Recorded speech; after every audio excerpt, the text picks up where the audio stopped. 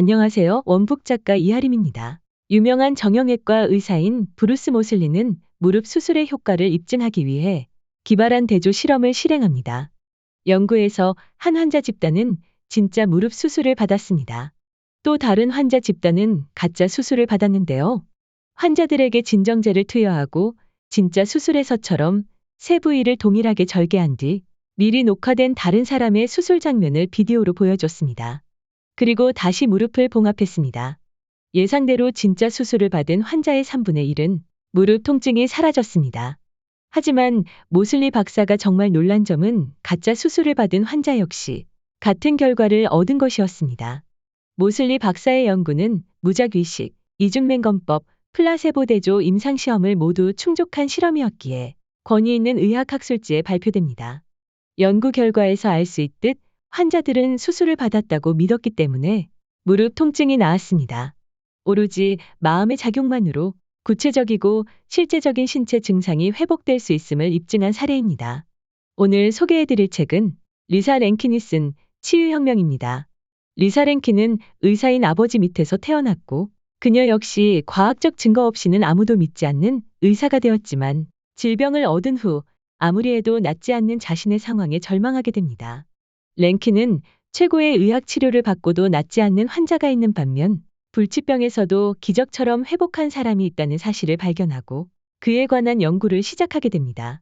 모든 의학 자료를 샅샅이 검토하던 그녀는 인간에게는 상상을 뛰어넘는 자가치유력이 있으며 과학적으로도 그 능력을 충분히 입증할 수 있음을 발견하게 되죠. 저자가 발견한 의학 자료에 따르면 천식 환자 절반이 가짜 흡입기와 가짜 침을 맞고 증상이 완화되었습니다. 대장염, 궤양 통증이 있던 환자 절반이 속임약으로 통증이 사라졌으며 두통 환자의 40%가 가짜 약으로 나았습니다. 불임 환자의 40%가 가짜 임신 촉진제를 먹고 임신했습니다. 의사고 과학자고 할 거 없이 모든 사람들이 가짜 약인 플라세보에 반응했습니다. 저자는 마음이 육체를 치유할 수 있는 게 사실이라면 단지 증상만 완화하는 게 아니라 생리적으로 육체가 반응한다는 것을 증명할 수 있는 연구 방법을 찾기 원했습니다. 그래서 저자는 수십만 건에 이르는 플라세보 대조 실험 결과를 뒤지기 시작했습니다. 그녀는 말합니다. 나는 플라세보에 반응해 인체의 생리작용이 정말로 적어도 어느 정도는 변화한다는 증거를 찾아내고야 말았다.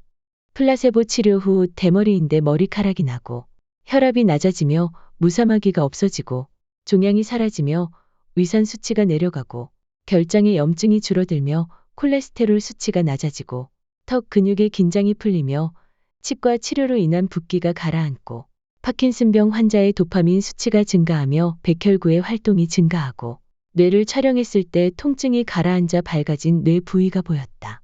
이런 연구 결과들을 보고 나는 믿음이 생겼다. 플라세보는 몸 상태만이 아니라 몸의 생리 자체를 바꿨다. 마음만으로 질병을 치료할 수 있다니 정말 놀랍습니다. 그런데 생각, 감정, 믿음이 과연 어떤 방식으로 인체의 생리를 변화시키는 걸까요? 몇 가지 이론이 있습니다. 회복할 거라는 긍정적인 생각을 하면 뇌에서 천연 엔도르핀을 자극해 증상이 개선되고 통증이 완화됩니다. 또한 몸이 낫는다는 믿음을 갖고 있는 상태에서 의사나 가족의 따뜻한 보살핌을 받으면 인체의 스트레스가 줄고 몸이 이완되며 자연 치유력이 생겨납니다. 마음과 몸을 연결하는 일은 뇌의 전전두엽 피질의 실행 기능에 의해 조절되는 것으로 보입니다. 마음과 몸은 호르몬과 뇌의 신경 전달 물질을 매개로 대화를 주고받음으로써 뇌가 인체의 다른 부위에 신호를 보내게 만듭니다. 뇌에게 긍정적인 믿음이 전달될수록 뇌는 몸에게 나을 수 있다는 신호를 보내 몸이 회복되는 것이지요. 반대로 누구든지 병에 마음을 집중하면 실제로 병이 생긴다는 것이 과학적으로 입증되었습니다. 저자는 말합니다. 병이 나는 과정을 너무 상세히 알면 실제로 몸에 해롭다. 몸이 고장나는 방법을 끝없이 생각하다 보면 몸의 증상이 나타날 가능성이 커진다. 과학자들은 이를 노세보 효과라고 부른다. 플라세보 효과가 긍정적인 믿음, 기대감, 희망, 따뜻한 보살핌의 힘을 보여준다면 노세보 효과는 부정적인 믿음의 힘을 증명한다. 임상시험 환자들에게 통증을 없애는 약이라고 속여 정제된 설탕을 먹여도 통증이 사라질 가능성이 있다. 반대로 약을 먹고 메스꺼움과 구토가 생길 수 있다고 말하면 환자들이 진짜 약을 먹지 않았더라도 토할 가능성이 크다. 노세보 효과는 실제 약이나 치료법에 부작용이 있을 수 있다고 경고했을 때 발생하는 경향이 있습니다. 말의 힘이 그만큼 강력하게 작용하는 것이지요. 환자가 주술사나 가족, 의사에게 저주의 말을 들으면 나쁜 소식을 듣고 스트레스를 받아 스트레스 반응이 활성화됩니다. 통증을 느낄 거라고 들은 환자는 시상하부 뇌하수체 부신피질축이 활성화되어 코르티솔 수치가 높아져 통증을 느끼게 됩니다. 심지어 마음은 DNA가 표현되는 방식도 바꿀 수 있습니다.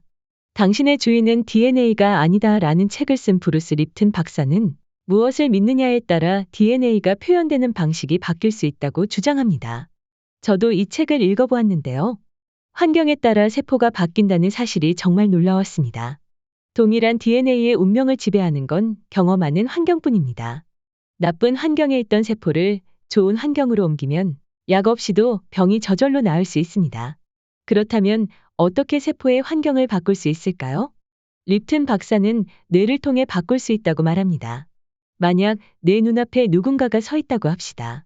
그가 사랑스럽다고 생각한다면 뇌는 혈액으로 옥시토신, 도파민, 엔도르핀, 그 밖에 긍정적인 화학물질을 내보내 몸 전체에 건강한 세포 배양배질을 공급합니다. 그가 무섭다고 생각한다면 뇌는 세포를 손상시키는 스트레스 호르몬과 다른 공포 화학물질들을 내보내게 됩니다. 저자는 립튼 박사의 이야기를 들으며 깨달음의 순간이 왔다고 합니다. 갑자기 모든 것이 이해됐다. 문제의 핵심은 마음이 무언가를 긍정적으로 혹은 부정적으로 해석하느냐에 따라 뇌가 뱉어내는 호르몬과 신경 전달 물질이었다. 우리의 믿음이 희망적이고 낙관적일 때 마음은 기본적으로 부교감 신경의 지배를 받아 인체를 휴식 상태에 놓이게 하는 화학물질을 방출한다. 마음이 부정적인 믿음을 생각하면 뇌는 이를 위협으로 인식한다. 뇌의 관점에서는 사자가 달려드는 것과 같으므로 싸우거나 도망쳐야 한다. 인체의 스트레스 반응이 활성화되면 인체는 세포 재생, 자가회복, 노화 지연 같은 장기적인 문제들에 신경 쓸 겨를이 없어진다. 언제 잡혀먹힐지 모르는 상태에서는 면역세포가 떠도는 암세포를 죽이거나 새로운 세포를 생성할 여력이 없는 것이 당연하다. 우리가 어떤 마음을 먹느냐에 따라 우리 몸은 살기도 하고 병들기도 합니다. 그렇다면 일상에서 어떤 생활 습관이 마음에 좋은 영향을 끼치고 건강한 삶을 살게 할까요? 책에서는 다양한 방법을 제시하고 있습니다. 그 중에서 2가지 방법을 소개하려 합니다. 첫 번째는 신앙 공동체 가지기입니다. 예배, 미사, 법회 등에 참석하는 사람들은 다양한 인맥을 형성할 수 있습니다. 신앙 공동체는 서로를 보살피기 때문에 고립을 방지하는데요. 외롭다고 느끼는 것만으로도 뇌는 큰 스트레스를 받기 때문에 공동체에 속해 있는 건 건강에 매우 이롭습니다. 연구에 따르면 신앙 공동체에 속한 사람들은 혈압이 더 낮고 심혈관 질환의 위험이 낮으며 우울증과 자살률이 낮고 약물 오용의 비율이 낮으며 면역계가 강하다고 합니다.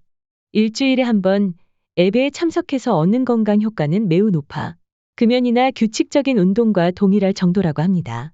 또한 보다 높은 존재를 믿는 사람들은 상실이나 트라우마 상황에서 또 다른 의미를 찾을 수 있으므로 어려운 일이 닥쳤을 때 더 잘 극복하는 모습을 보인다고 합니다.